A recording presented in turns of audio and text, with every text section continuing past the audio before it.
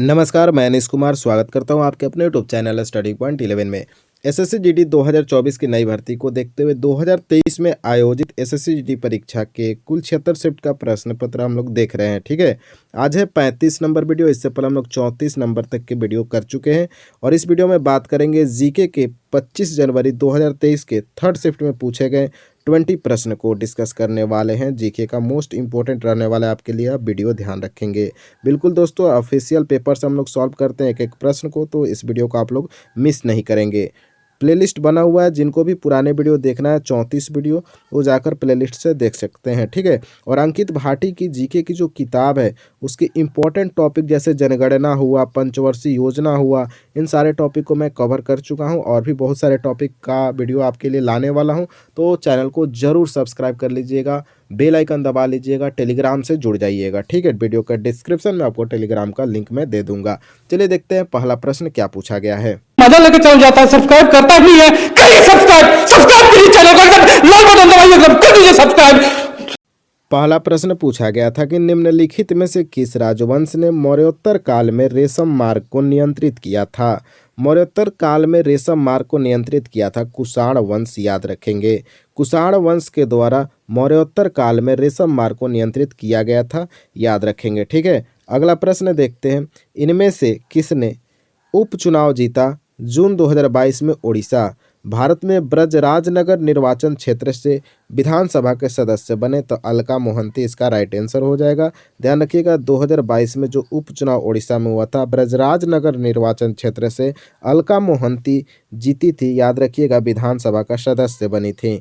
अगला प्रश्न पूछा गया कि चौरा चौरी की घटना किस आंदोलन के दौरान हुई थी, तो असहयोग आंदोलन उस समय चल रहा था और उसी दौरान चौरा चौरी की घटना हुई थी, याद रखिएगा, जिसकी वजह से असहयोग आंदोलन को महात्मा गांधी जी के द्वारा वापस ले लिया गया था। ये फैक्ट भी आपको ध्यान में रखना है। अगला प्रश्न पूछा गया मेरे भाई कि आधुनिक आवर्त नियम मॉडर्न पीरियोडिक लॉ का प्रतिपादन किसने किया, तो मोसले के द्वारा किया गया मेरे भाई, याद रखना। ठीक है, तो आधुनिक आवर्त सारणी किसने दिया, तो मोसले ने दिया है, याद रखिएगा। अगला प्रश्न पूछा गया है कि रिक्त स्थान शुरू में दिया गया का संबंध खाद्य पदार्थों के खराब होने, स्वाद बिगड़ने, संरचना बिगड़ने, रंग उड़ जाने और पोषण मूल्य में कमी से है। तो खाद्य विकृति जो आपको ऑप्शन में दिख रहा है, ऑप्शन नंबर 4 में बिल्कुल सही उत्तर है मेरे भाई, ध्यान रखना है। ठीक है, तो खाद्य विकृति का संबंध खाद्य पदार्थों के खराब होने, स्वाद बिगड़ने, संरचना बिगड़ने, रंग उड़ जाना और पोषण मूल्य में कमी से है। खाद्य विकृति का संबंध याद रखना है। अगला प्रश्न पूछा गया कि सार्वजनिक वस्तुओं और सेवाओं के उदाहरण कौन है। तो देखो मेरे भाई, सार्वजनिक वस्तु और सेवा का इन 4 ऑप्शन में देखा जाए तो सड़क आपका सही उत्तर हो जाएगा। ठीक है, बिस्किट का पैकेट सार्वजनिक नहीं है कि रखा गया आप जाकर किसी का भी बिस्किट खा लो, ये किसी एक आदमी का हो सकता है, किसी एक कंपनी का हो सकता है। कपड़ा भी वैसा ही है, किसी का कपड़ा हो सकता है, आप उसको डायरेक्ट जाकर पहन नहीं सकते हैं। प्रसाधन उत्पादन ये भी हो सकता है, लेकिन मेरे भाई ये जो सड़क है यह सार्वजनिक वस्तु है जो और सेवा का भी एक उदाहरण माना जाता है सड़क को। ठीक है, अगला प्रश्न देखो। खर्ची पूजा मुख्य रूप से भारत के निम्नलिखित में से किस राज्य में मनाया जाता है। इंपॉर्टेंट है, खर्ची पूजा से प्रश्न पूछा गया है और भी एग्जाम में, तो त्रिपुरा इसका राइट आंसर होगा मेरे भाई, ध्यान रखना। ठीक है, तो त्रिपुरा का खर्ची पूजा हो जाएगा, ध्यान रखेंगे।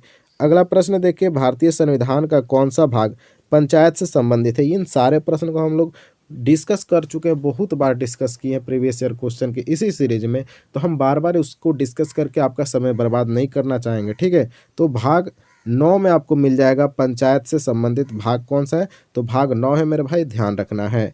अगला प्रश्न देख लो।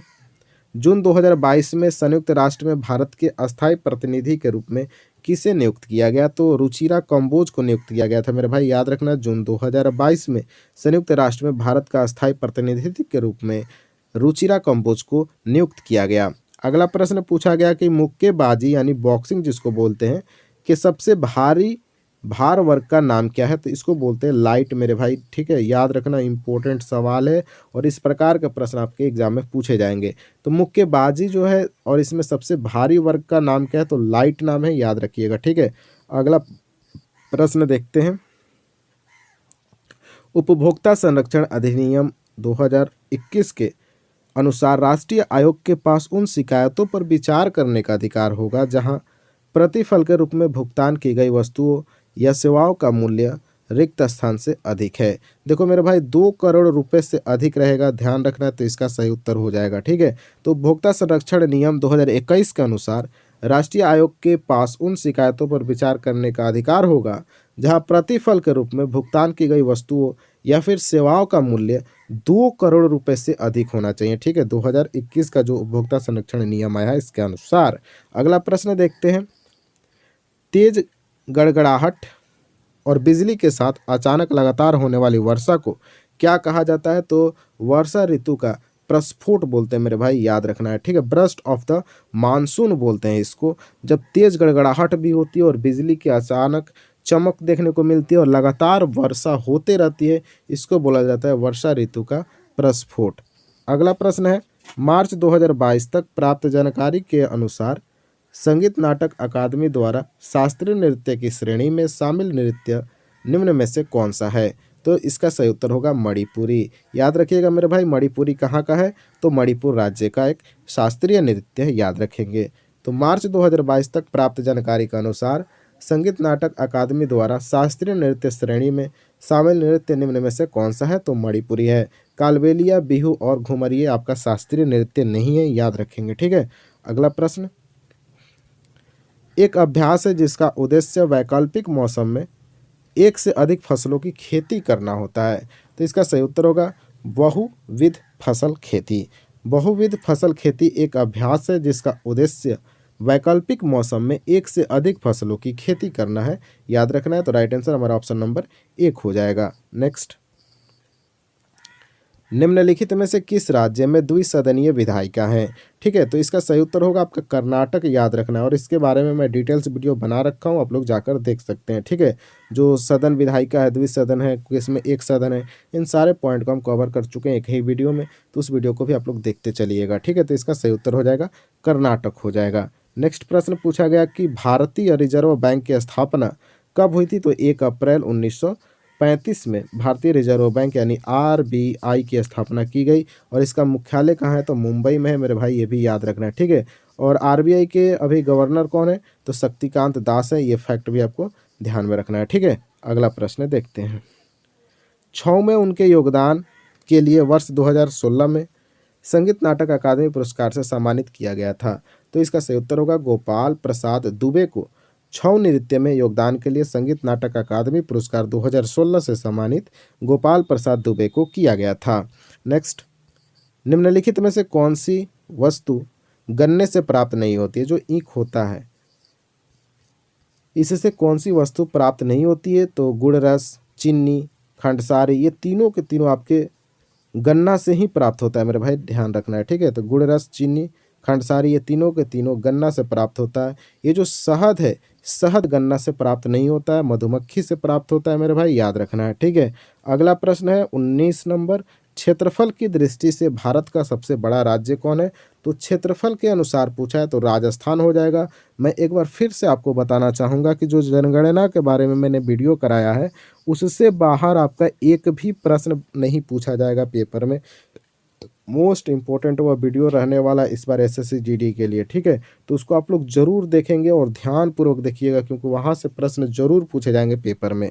तो सबसे बड़ा क्षेत्र वाला देखा जाए तो राजस्थान हो जाएगा, और सबसे कम क्षेत्रफल वाला राज्य कौन है? तो गोवा है, ये फैक्ट भी आपको याद रखना है। अगला प्रश्न पूछा गया, कबड्डी मैच में एक टीम से एक बार में कितने खिलाड़ी खेलते हैं? पूछा गया है एक टीम में, तो एक टीम में 7 खिलाड़ी खेल सकते हैं कबड्डी में, याद रखिएगा। नहीं मालूम है तो रोज़ 8 बजे रात को प्रो कबड्डी अभी चल रहा है, उसको भी आप लोग एंजॉय कर सकते हैं। ठीक है, तो 1 घंटा का गेम होता है, 40-40 मिनट का, 20-20 मिनट का 2 हाफ में खेला जाता है, यानी कुल 40 मिनट में खेला जाता है।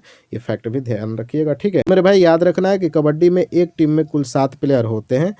तो यह वीडियो हमारा तो यहीं समाप्त होता है। आपको यह वीडियो कैसा लगा कमेंट बॉक्स में ज़रूर बताइएगा। जो भी प्रश्न आपको वीडियो के दौरान पूछा गया उसका उत्तर आप लोग ज़रूर कमेंट बॉक्स में दे दीजिएगा। और नए चैनल पे तो चैनल को सब्सक्राइब करना नहीं भूलेंगे, बेल आइकन दबा लीजिएगा, टेलीग्राम चैनल से जुड़ जाइएगा।